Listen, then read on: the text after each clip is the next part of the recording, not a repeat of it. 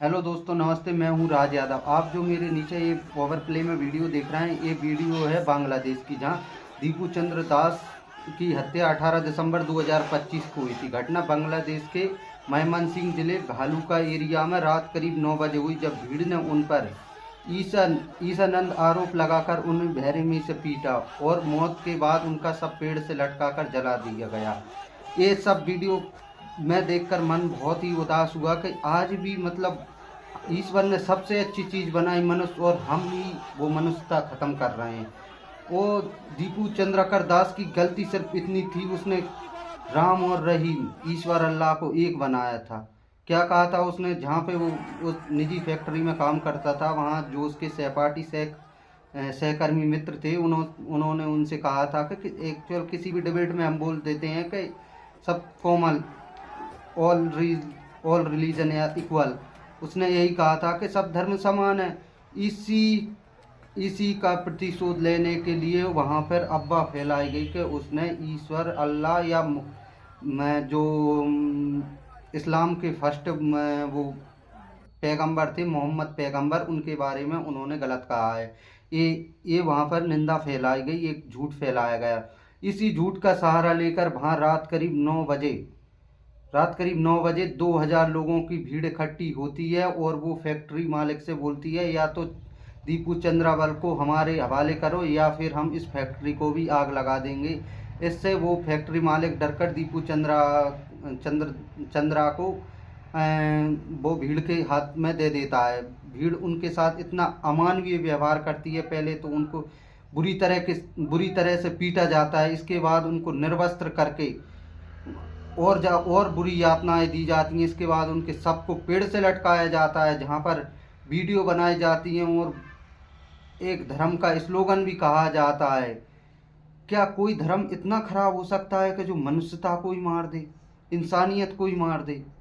ये धर्म नहीं हो सकता, ये धर्म है ही नहीं। धर्म तो ईश्वर ने एक रचना बनाई है, इंसान। और हमारे जो प्रधानमंत्री हैं, बांग्लादेश में हिंदुओं का सरेआम जेनोसाइड किया जा रहा है 2024 से। वहाँ की जब से शेख हसीना 5 अगस्त 2024 को शेख हसीना अपना इस्तीफा देके भारत में शरणार्थी बनी है, जब से वहाँ लगातार हिंदुओं पर हमले किए जा रहे हैं, लगातार हिंदुओं को यातनाएं दी जा रही हैं, सताया जा रहा है। लेकिन हमारा प्रधानमंत्री चुप है। क्यों चुप है मोदी जी? आइए ना, हिंदुओं को बचाइए, निकालिए वहाँ से, हमारे भारत में लाइए ना उन हिंदुओं को। आप नहीं ला सकते, क्योंकि आप तो विदेशी यात्राओं पे, जहाँ अभी भी हमारे प्रधानमंत्री जॉर्डन में हैं, और अब्दुल्ला जिन्हें हाशमी वंश पैगंबर मोहम्मद साहब का 41वां वंशज बता के उनके यहाँ दावत बिरयानी उड़ा रहे हैं प्रधानमंत्री जी। वो हिंदुओं को बचाने नहीं आ रहे। यही मुद्दा जब संसद में उठाया गया था, तो जो बीजेपी के और टॉप लीडरशिप थी, उन्होंने इस पर कोई रिट्यूट नहीं किया। क्या हिंदुओं को इसी तरह मारा जाएगा विदेशों में? यही हमारी भारत की विदेश नीति है। एक वो टाइम था जब सन 1971 में, जब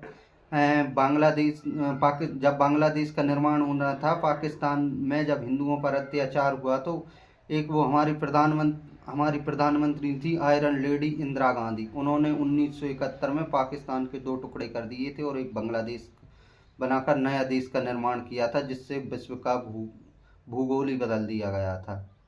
उस समय अमेरिकन प्रेसिडेंट थे क्लिंटन ने कहा था, इंदिरा गांधी को डायरेक्ट धमकी दी थी कि यदि तुम पाकिस्तान के मैटर में सैनिक कार्रवाई करोगी तो हम तुमको परमाणु सबमरीन, उस टाइम उनकी परमाणु सबमरीन जो हमारे इंडियन ओशियन है उसमें थी।